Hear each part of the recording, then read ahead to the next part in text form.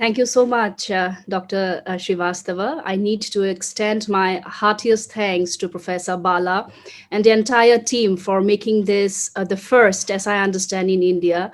And I am immensely thrilled, along with my student, Udayan Mukherjee, third year, Hindu College. And both of us have come up with this notion on the utility of existential themes in philosophical counseling. And before we actually proceed, I need to wish all of us here a very happy Bhogali Bihu, Makar Sankranti, Uttarayan, Lohari, in whatever names, in whatever variations they are called.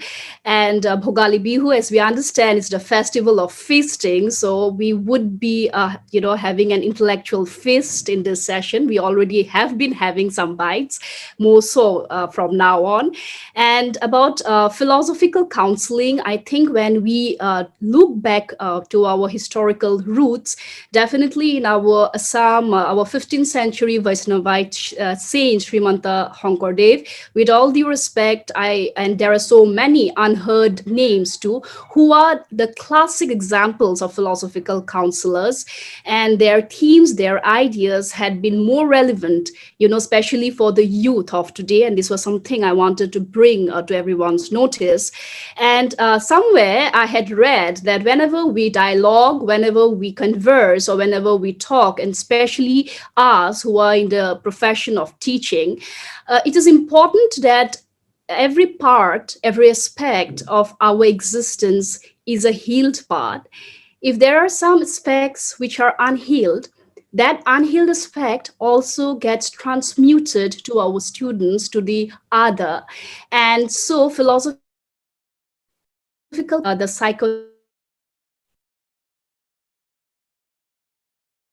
the or momentary healing per se, but the wholesome healing. And that is why the notion of awareness or mindfulness is one of the prerequisites. And further ahead, I think it is again extremely pertinent that a competent or a certified philosophical counselor needs to be approached to. For could you have just imagined what would have happened had Arjuna approached Shakuni Mama instead of Lord Krishna as his guru? I think the entire narrative of Mahabharata would have changed. So choosing the counselor, the right person at the right time is important. And in our philosophy, especially Indian philosophy, we are all familiar with the saying that whenever the Sishya or the disciple is ready, the guru or the teacher appears. And here today in front of you all, we very humbly are starting our presentation. And since I am mostly with my student Udayan focusing on the youth, for with Corona, we all know that it's almost 2.5 years, everything has gone online. The impact of the youth and the mental health basically has been immensely affected. And that was another reason why we have bracketed, not rejected, bracketed the old or the veteran and the children age, because that again needs a specific handling. So I thought this paper can only do justice if I co-join my student here, and and with Udayan. Now I would want you to take it forward. Udayan, please. Thank you, Ananya ma'am, and a very good afternoon to everyone present here. I thought I'd say that welcome to this presentation, and we're going to have, at least in this wintry day, at least a sunny day. But it seems on session one, the clouds have descended, so that's out of the window. But I hope even in COVID, we can look forward to these small, hopeful factors that raise our hopes up and make us feel good in the form of this. In They take a lot of forms. For me and for all of us today, this conference can be one of those. So before I get into anything else, I would like to thank Ananya ma'am for letting me walk under her to explore this topic, because existentialism for me is a very special topic, because it is under this topic that I actually fell in love with philosophy. So to explore it further, it's my greatest honor. So thank you, Ananya ma'am. Once. Okay. Also, I apologize if there are any technical glitches. I've tried to minimize them from my end, but I would apologize beforehand. So, What seems to be the rationale behind this paper? Because existentialism, existential themes in philosophical counseling, and in particular, a focus on the young people. And by young people, the demographic we're aiming for here, in strict numerical terms, we can say 18 to 25 or 27 or 30. So there's not really a bracket for that. But anyone who has just turned into an adult, who has just started higher education, or who started a new job, or is getting married. So, a life full of new beginnings, that is who we're aiming for today. So, when Ananya ma'am and I sat down to talk of, how we could approach this paper, the first pertinent question that came to us was that philosophy is today seen in a very academic sense. And what does that mean? What we mean by that is, now if I go and ask a layperson about philosophy, their ideation of it will be a discipline that's meant for bookworms. But are we bookworms? We are bookworms, but is that all we are? And is that all philosophy is? Because to me, philosophy is the way of life. That is how philosophy should be seen. Philosophy is a way of life. And as we've seen in our Indian philosophy and the Greeks and also the existentialist thinkers that I've come to, they have taught us that philosophy is not supposed to be strictly academic. It's supposed to help you out. It's supposed to help you in the everyday rigors of life. But maybe along the way, we lost that little bit of touch with philosophy, with, let's say, inner essence. And in this paper, we try to find how to bridge that gap. And maybe philosophical practice can be that way, and maybe it is that way. So in this paper, we explore that gap. We explore what philosophical counseling is and why existential themes are extremely important for the young people. Now, what is philosophical counseling? I know we're under a constraint of time. I will try to wrap this up as quickly as I can. So, as Wittgenstein says, philosophy as therapy. When a seeker, a counselee approaches a counselor, a trained philosophical counselor, they approach this trained counselor because obviously that one cog in that machine, that one bit that is rendering your life into a disharmonious existence, is ruining the quotidian existence of you. It is not letting you live to your fullest potential. And just that one cog that you cannot identify is not letting you live to your full potential. And I think that is the whole beauty of philosophical counseling, because the very first step is to ask for help. And if you ask for philosophical help, you're in for a treat. Now, another beauty of philosophical counseling is that the philosophical counselor will not hold the hand of the counselee. They develop a repository of knowledge, and they develop novel skills and techniques to battle problems that they might face, not focusing on the battles that they faced before, because obviously that's a part of it. But the essence of life is to understand where your cognitive dissonance is coming from and to know how to tackle that in the future. So this is the reflexivity that a counselor and a counselee can enjoy. Obviously, it's not open theorizing. It's not just speaking.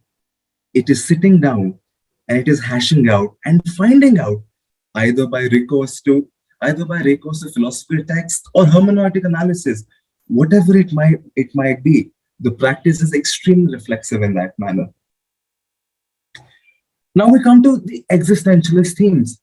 Why did Ananya ma'am and I choose existentialist themes? Now the pointer here is, now if a layperson, if a student, if a non-student of philosophy, if a young adult wants to enjoy philosophy and wants to take the benefit of philosophical counseling, what kind of philosophical tradition would they look at? Would they look at philosophy of language or even symbolic logic? Would they do that? It is highly unlikely, because however much sense a Kant or a Wittgenstein or a Bertrand Russell might have made, it is existentialism that we believe will give the holistic package to young people, to draw them in. And why is that? Because existentialism, at its very core, imbibes values of the everyday human. The existence of the everyday human is central to its core. And that is why existentialist themes, when given as aid to young students, young adults and students is extremely beneficial. Now, existential works like I've written are endured en masse. We just have to look at people like de Beauvoir, Sartre, and Heidegger. Now, we have painted a very optimistic picture till now, but I'd like everyone in in this session to have a brief recourse to the youth of India.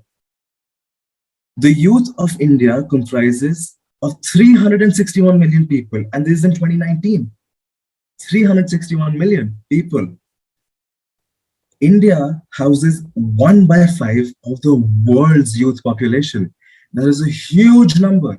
Now, on the outside, it looks like a good replacement model. And why is that?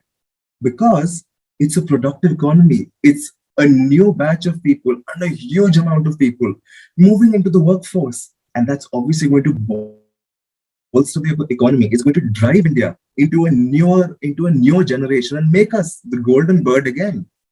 But then what is the downshot here? And as I've presented in this presentation, and as Ananya ma'am directed me to do it, whenever we approach new beginnings, there are problems. And with such a huge population, there are going to be a lot of problems. So during this age, the, fo-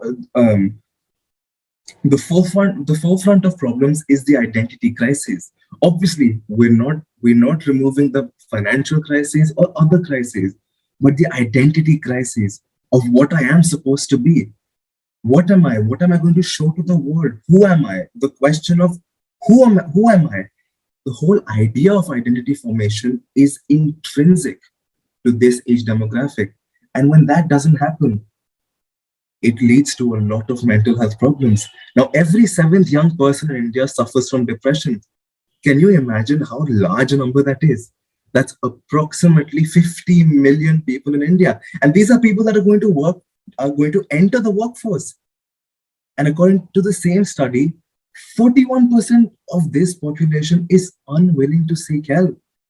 Now, if that is not a bleak picture, I don't know what is, because we are not maximizing the potential of the workforce we have at our hands, of the golden bird that we envisioned.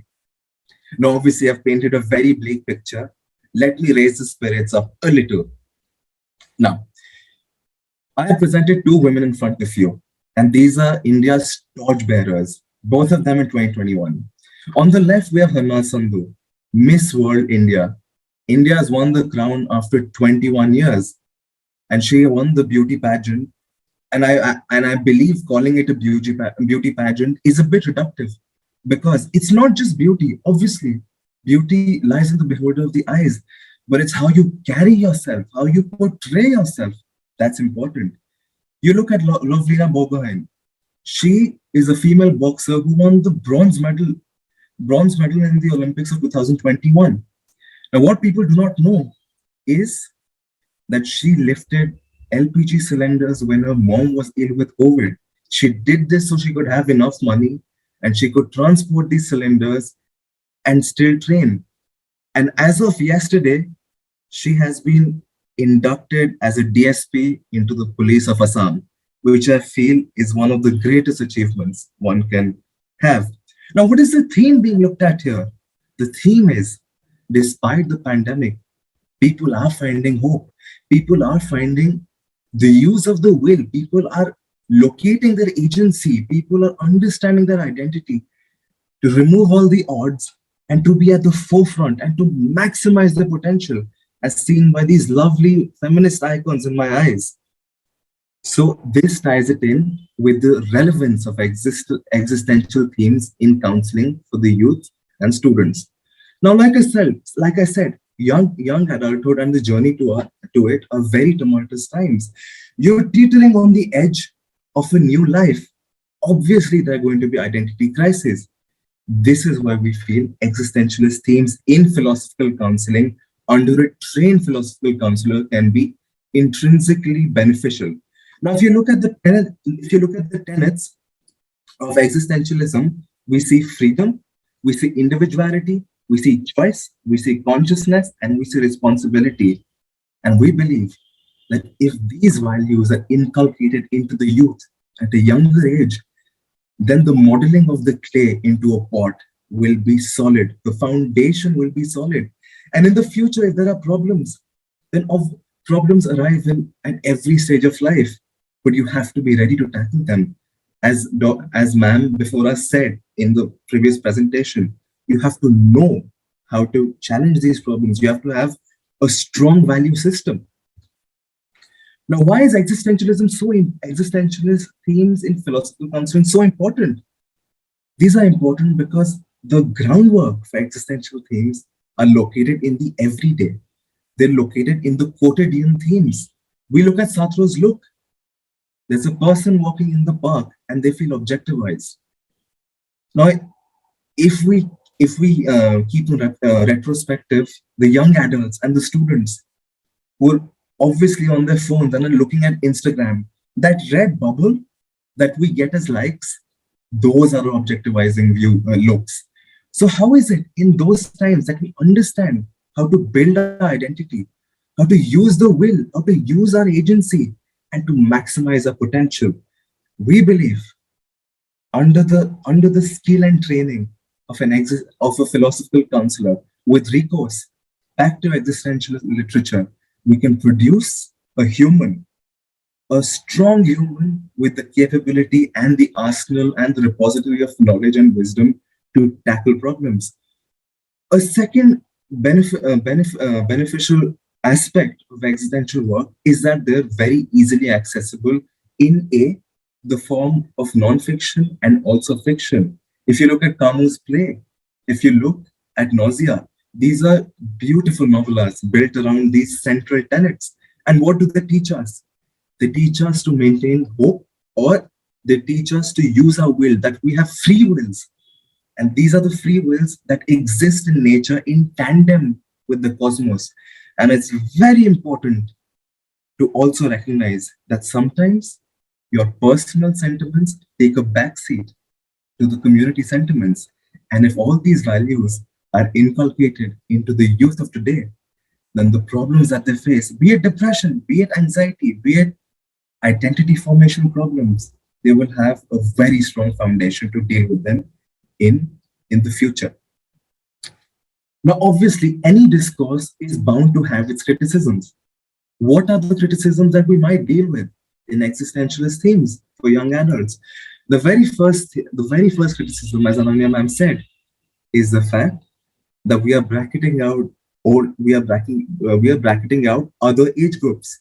Obviously, we're not here to dismiss the struggles and the problems that are faced by other age groups. Teenagers, younger teenagers, old people, and the middle-aged people have their own worries and have their own issues. And it is not to say that the one issue is bigger than the other, but our focus is on young adults and students, and that is all we strive to portray. Now, the second criticism is that when you look at existentialism, or any work for that matter, when you take it in blindly, it can be very hard to fathom where to stop and where to begin. What I mean by that is that whenever we take recourse to any text or to any tradition, it is imperative to have a dialogic exchange with it. And this is one of the balusters of philosophical counseling, that whatever tradition you're referring to, whatever tradition you're looking at for inspiration, be critical, be in a dialogic conversation with it, and it is only then that you will end up with a gainful exercise. The third criticism can be that existential themes can usually cater as undermining ethics. Now, to that, we say the same thing, that when you're engaging in a dialogic and critical analysis of these themes, you will understand that we're all social animals, and there are boundaries to be drawn and there are boundaries to not be crossed. And these boundaries are intrinsic to any human value. And that is the importance of being critical and dialogic in any relationship, especially in a philosophical counseling setting. So that is the importance of philosophical counseling with existential themes, with respect to the young adults and students With that, we end our presentation. Thank you very much.